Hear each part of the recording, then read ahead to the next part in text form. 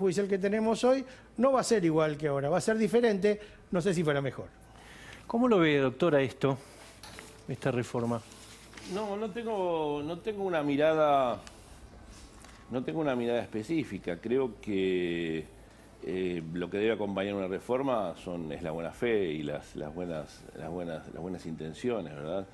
Si detrás de una reforma judicial se esconde un fin perverso, que ni me consta ni lo afirmo, obviamente, un fin perverso de lograr que no se investigue o que se investigue menos o que lograr, digamos, tener una justicia militante, obviamente que nadie puede mirar con beneplácito esa reforma. Pero ¿y eso cómo se puede saber? Bueno, yo creo que hay muchas cosas que quizás estén a la vista o a la opinión de quienes lo ven, una cosa o la otra. Ahora, si la reforma que se necesita es atendiendo a la cantidad de expedientes, a las distintas problemáticas que se plantean, a mejorar el acceso a la justicia y a mejorar la calidad de las investigaciones, obviamente que es bienvenida. ¿Hernán?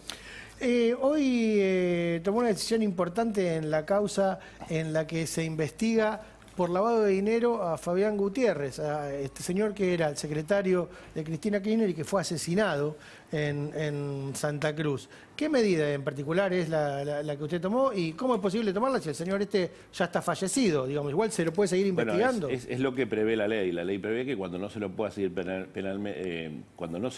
persiguiendo penalmente, los bienes que están, digamos, acreditados que provienen de la corrupción, procede el decomiso anticipado.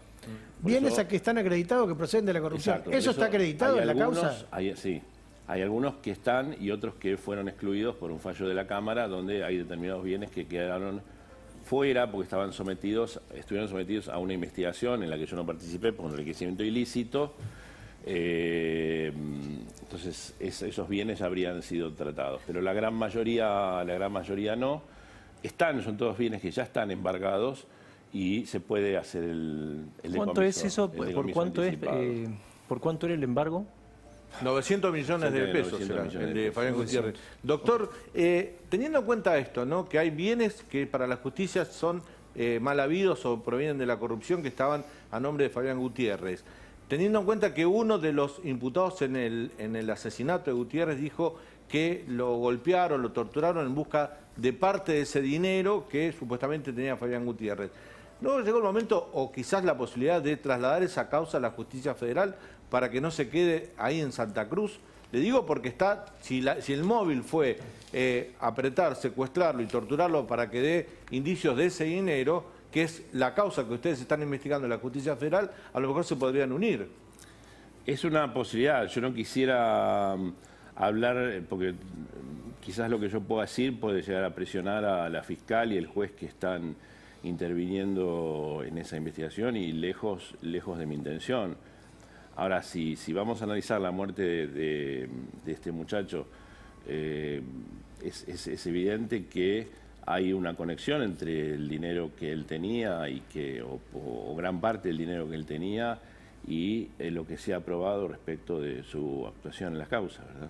O sea, que teniendo en cuenta, sin presionar, como usted hacía referencia, el sentido común, o por lo menos incluso lo que usted viene investigando, indicaría que la causa tendría que venir a Comodoro Pi. Mire, Beto, si me permiten hacer un poco de arqueología. Sí. Hace muchos años que soy fiscal federal, yo tenía la causa de la investigación de la venta de armas a Ecuador y Croacia. En un momento planteé la incompetencia de la causa de la voladura de Río Tercero, porque yo sostenía que había sido volada el pueblo prácticamente para encubrir el hecho. Eso fue una batalla judicial que la gané, la cosa terminó viniendo y terminaron todos los mismos condenados por la voladura de Río Tercero, digamos.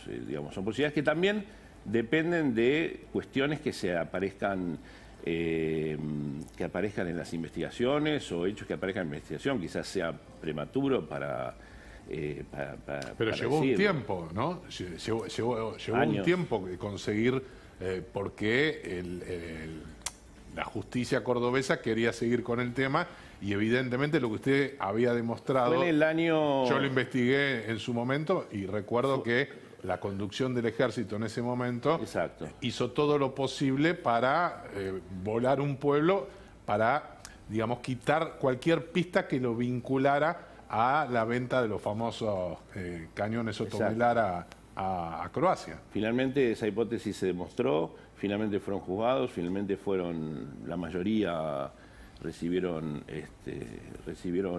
condenas, pero obviamente que todo eso depende, no hay que hacer juicios apresurados.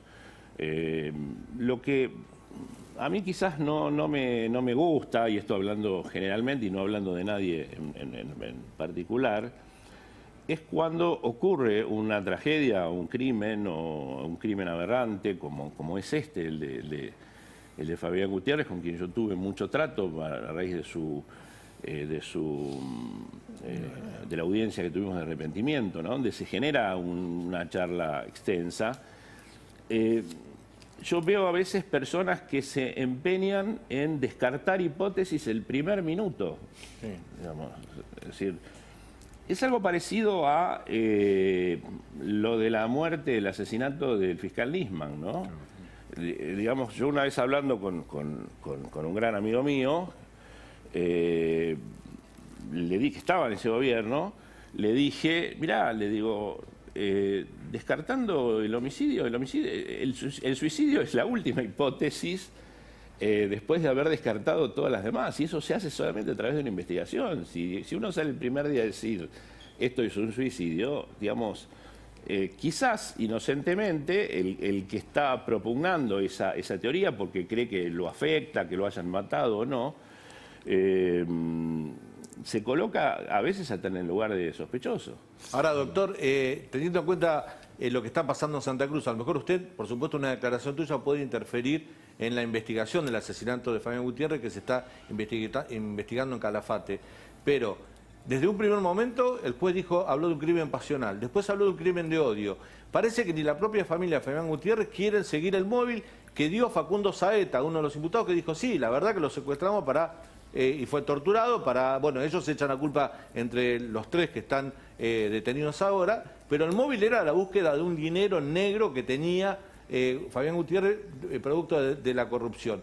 Sin embargo, la justicia no parece, en Santa Cruz, ir por ese móvil. Por eso mi pregunta anterior sobre la posibilidad de trasladarlo a la justicia federal. Yo no creo que la justicia no vaya por ese móvil. Hasta donde yo he visto, la justicia está yendo por lo que tiene que ir primero, que son los autores materiales, y tratar de desentrañar la madeja de cómo fue el hecho, si hay móviles y si hubo participación de otras personas, o hubo quizás autores intelectuales, digamos.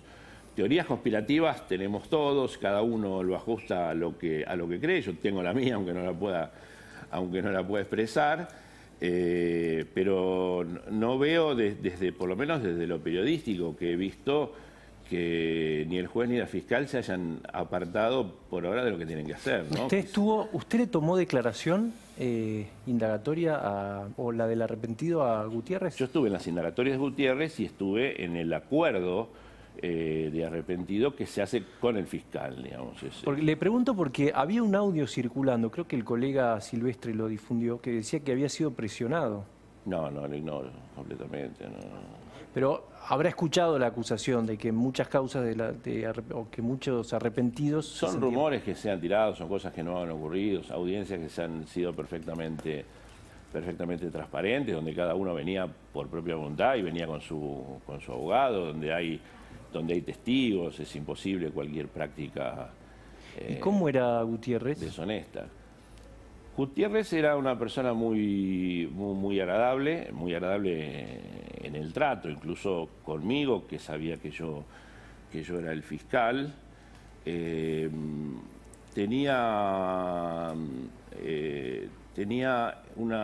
que más me llamó a mí la atención de Gutiérrez es yo le digo síndrome de Estocolmo, pero es los sentimientos contradictorios de él mismo contra sus antiguos jefes, ¿no? De amor-odio. A veces se expresaba con bronca, con odio, por decirlo de alguna manera, y otras veces con amor. Y con amor devoto. Incluso después de su arrepentimiento, porque digo... Después del arrepentimiento yo no lo vi... Me gusta esto del síndrome de Estocolmo que utiliza, porque es una muy buena definición de cómo se manejaban quizás los Kirchner con sus empleados, ¿no? Después del arrepentimiento yo no recuerdo si lo vi. Sí, lo vi en la audiencia de homologación, donde ratificó delante del juez todo lo que dijo. Lo defiende un abogado excelente, que es el doctor Martín Magram, que no hubiese permitido que ocurriese absolutamente nada, ni ninguno de mis secretarios hubiese impedido que hubiese... éramos dos los fiscales, además, que estábamos en esa audiencia. Digamos, son cosas disparatadas y a veces utilizadas como argumentos de defensa. Bueno, hay que comprender todo. Yo creo que hay muchos cuestionamientos que hacen los abogados, quizás también yo lo sería si estuviese en el lugar de ellos. Yo creo que el cuestionamiento de fondo es la constitucionalidad o no de la ley del arrepentido, digamos. Esto es obvio que un procesado, un imputado, un colaborador se acerca porque busca un beneficio y el beneficio se discute en mi escritorio y se acuerda cuál es. ¿Cuál fue la importancia de su aporte a la causa y si su muerte afecta de algún modo ese aporte? El aporte, yo creo que todos los arrepentidos, la gran mayoría, hicieron un aporte importante desde su punto de vista. El de Gutiérrez, como el de Manzanares, como de algún otro, eran personas que provenían del riñón de la familia del anterior gobierno, y eso hace que tuviese quizás un mérito entre comillas, un mérito adicional porque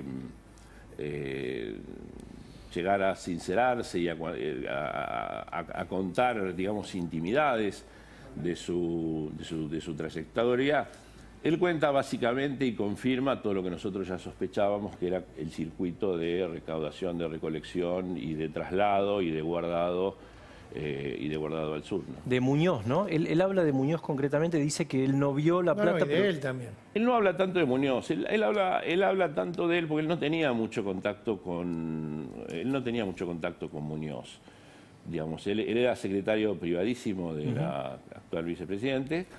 Y iba en los viajes, estaba en la Casa de Gobierno porque él volvía del Senado en ese momento con la senadora, volvían y juntos con el presidente se iban a Olivos y los viernes creo que de Olivos viajaban al Calafate. Bueno, él cuenta todo lo que veía, qué funcionarios llegaban, a quienes había que esperar, que venían todos con bolsos y demás. Pero digo, él dice que no ve la plata, que ve los bolsos, ¿no? Y que le decían Exacto. Él no dice niega haber visto plata. No dice que no vio plata, pero dice que era un comentario generalizado, que había un sector del equipaje que era cuidado y llevado y trasladado solamente por Muñoz, que todo el mundo sabía, digamos, o decían que era lo que había ahí. Cuando llegaban se trasladaban a alguno de los domicilios.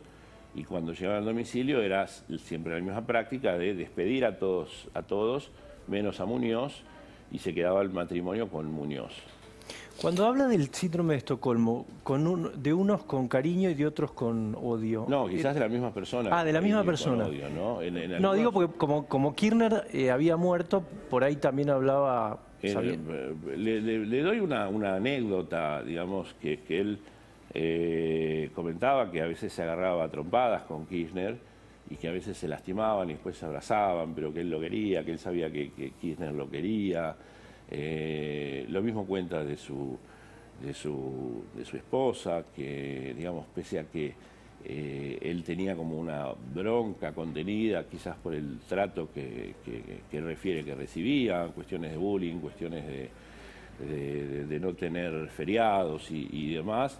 No obstante eso, cuenta que el día que la doctora Kirchner dejó la presidencia, él fue a la plaza, o sea, no lo dejaron entrar, pero se quedó ahí como aclamando a la... O sea, Cristina también la elogiaba entonces. Había una dicotomía entre él. La elogiaba y estaba enojado por el trato que le dispensaba. Exacto, una contradicción interna. Ahora, incluso doctor, Él estaba, perdonen que lo... Sí. Él estaba, digamos, no solamente estaba convencido de lo que estaba haciendo, sino que él aspiraba a todas las personas que habían pasado por la misma situación de él, colaboren con la justicia, ¿no? Uno de los jueces que fue designado para llevar adelante el juicio por la causa esta de los cuadernos de la corrupción es el juez Germán Castelli, y es uno de los jueces que estaba en la lista en los cuales se cuestiona su traslado a ese tribunal. Digo, usted ya cerró la investigación de la causa, la elevó a juicio oral. Me queda una parte menor, pero me queda una parte. Pero digo, ¿le preocupa que no se haga este juicio finalmente? No, el juicio se va a hacer, no tiene manera de no hacerse.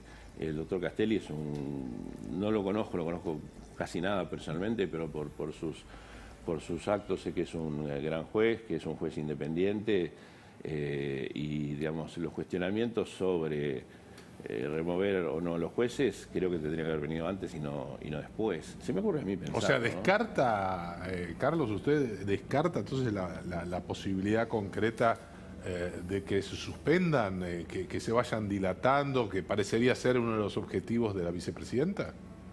Miren, normalmente las partes, cuando ante lo inevitable el juicio, tratan de dilatar.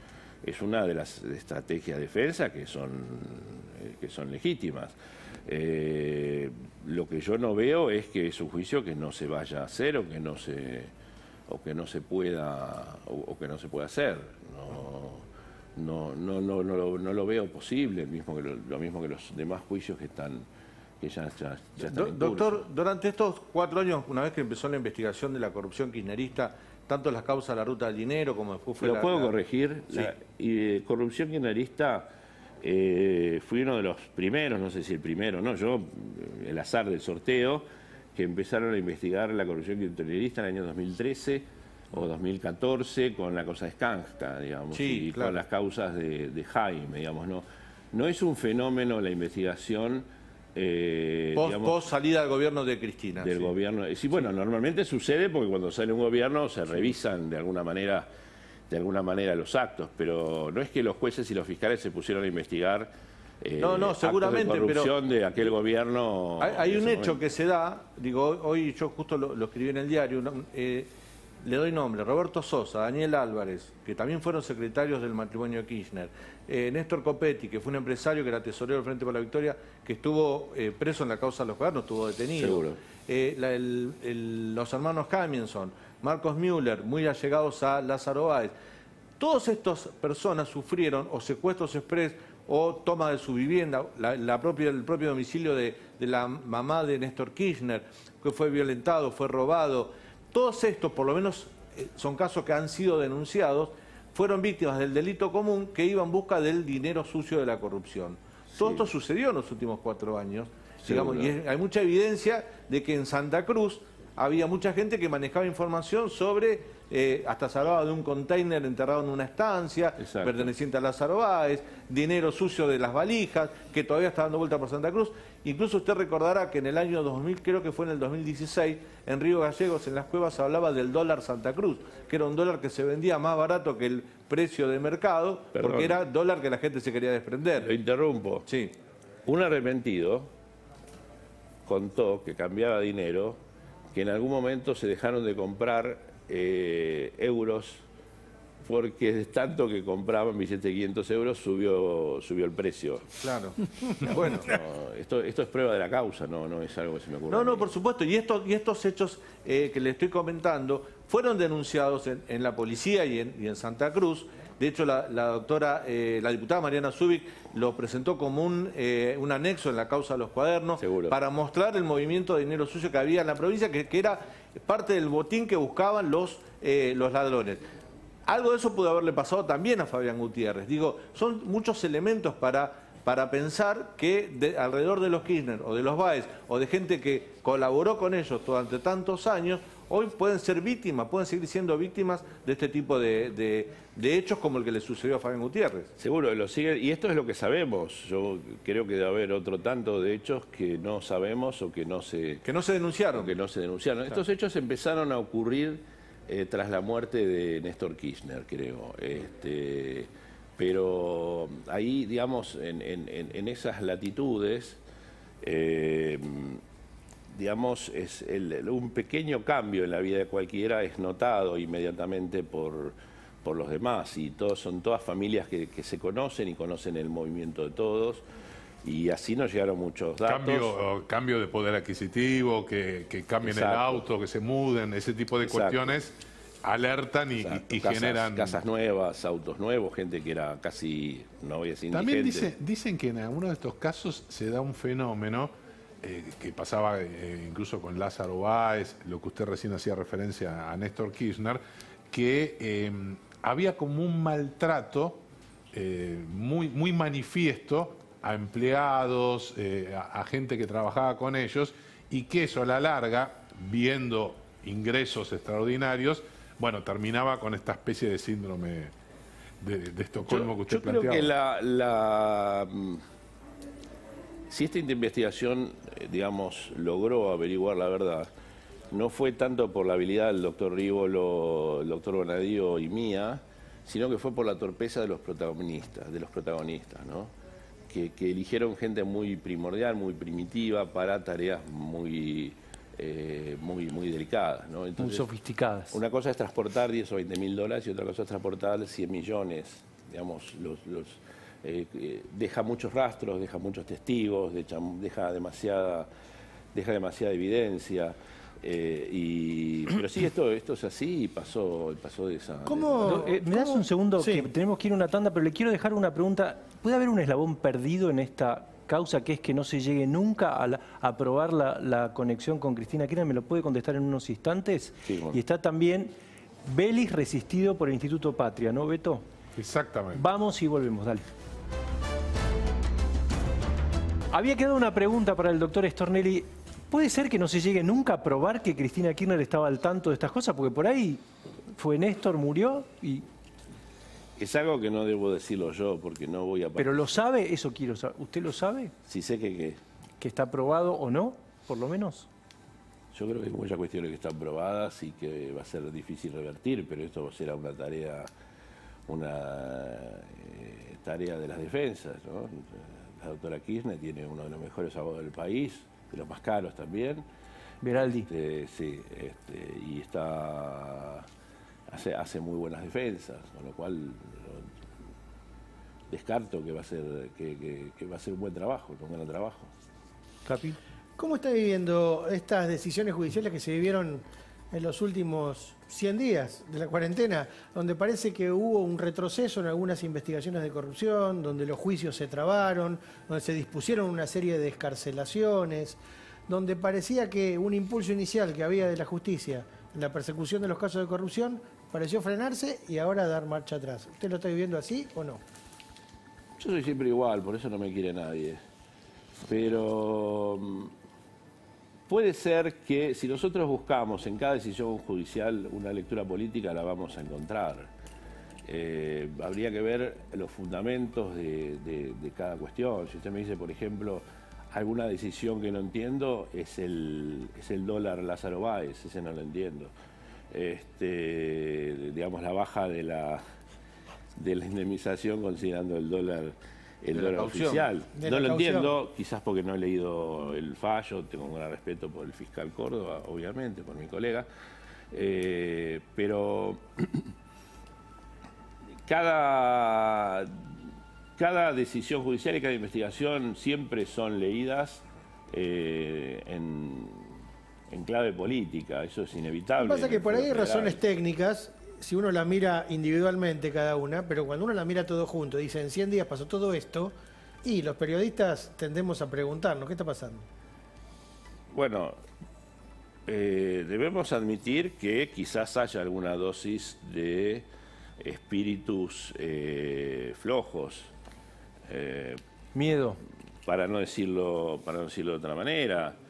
Digamos, la venalidad en el funcionario público es histórica, es de siempre, no es actual, y quizás uno pueda creer con algún fundamento que hay algunos que buscan congraciarse con las nuevas autoridades de alguna manera. Yo esto no lo sé, no me consta, no trabajo así, Pero admito que pueda haber lecturas de todo tipo frente a determinadas situaciones y que a veces la concentración en el tiempo de ese tipo de situaciones lleven a suspicacias. Está el parte del Ministerio de Salud de ahora, 3.937 casos de contagios de COVID y 113 muertes, Santa Cruz. Así que en un ratito vamos a ver. Vamos a ampliarlo porque 113 muertes es el día con más casos mortales que se han registrado desde el 20 de marzo al día de hoy. Así es. Beto, ¿por qué Vélez es el monje negro resistido por el Instituto Patria? Primero porque es monje negro, le decimos, ¿no? Y en primer lugar por su claro y contundente bajo perfil, yo te diría incluso antes de la asunción de Alberto Fernández, cuando se reconciliaron, porque ellos habían tenido cierto distanciamiento cuando fue el entonces jefe de gabinete quien le comunicó que debía dejar el cargo del ministro de Justicia por el famoso affair Estiuso, por haber revelado la identidad del ex hombre fuerte de la CIDE. Evidentemente opera como un hombre de bajísimo perfil, más allá de que conversa con los periodistas en la Casa Rosada, pero no le sacás nada. Nada, ¿no? Todo absolutamente ambiguo. nada. ¿Y Cristina no lo quiere? No. No lo quiere. Cristina lo considera como gran parte del problema que aparentemente ella percibe en el estilo de gestión de la administración del presidente Alberto Fernández. Nosotros lo habíamos comentado en su momento, que se apuntaba mucho contra la ministra de Justicia, Marcela Lozardo. Es la mirada de que Alberto es gradualista. ¿Te acuerdas? Salvando las distancias. ¿Te acuerdas cuando decían en 2016 que Macri lo corrían a Macri desde sectores, si querés, más liberales, de que no aplicaba políticas de shock en materia económica y que era excesivamente gradualista con Alfonso Prat-Gay? Bueno, acá la crítica es al revés, es casi el espejo dado vuelta, es decir, Cristina considera que hay como algunos protagonistas, pero fundamentalmente lo ven Vélez, en cuestiones estratégicas que le importan y mucho. Todo lo que nos describía en el bloque anterior Capi. Beto, por ejemplo, en esta convocatoria que Cristina cuestionó, la del 9 de julio, al acto, el que había convocado al Grupo de los 6 fue Vélez. ¿Era una crítica a él también entonces? Claramente. No solo, digamos, porque estuvo presente, sino, Pancho, fundamentalmente porque fue quien se encargó de armar esa foto. Y es quien supuestamente se olvidó de Hugo Yasky. Y además, vos fíjate que hay otro elemento. Dicen que Gustavo Vélez tiene una mirada de una reforma judicial muy diferente a la que quiere el Instituto Patria. No está de acuerdo con la ampliación de la Corte. Es decir, ese es un tema estratégico. Y el otro, que es muy importante, es que él también mete baza en materia de política exterior.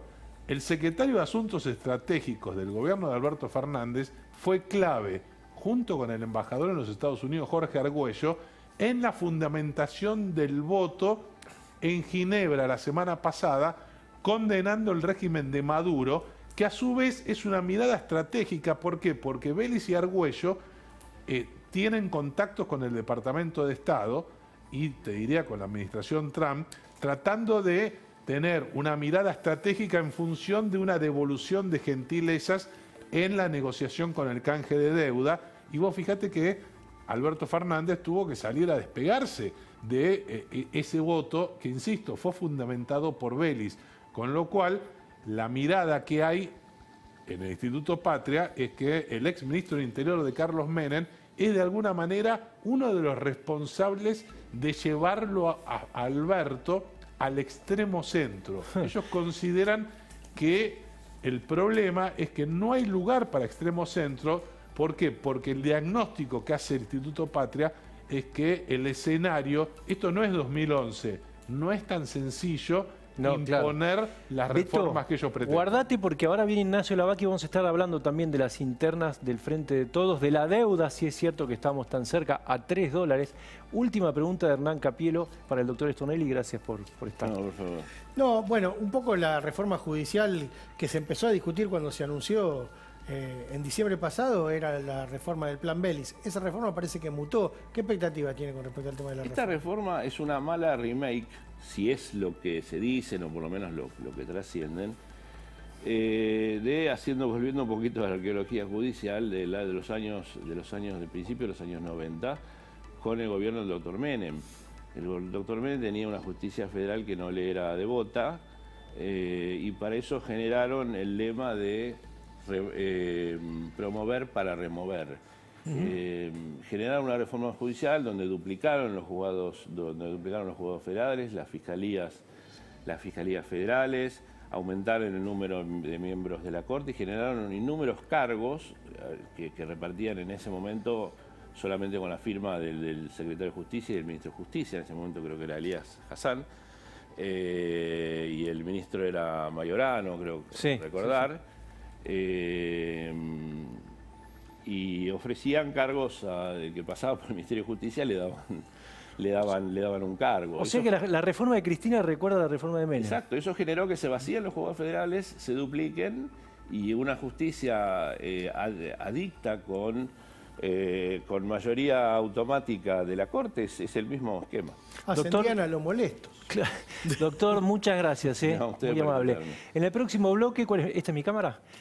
Deuda, ahí está, deuda e interna del Frente de Todos. Ya volvemos.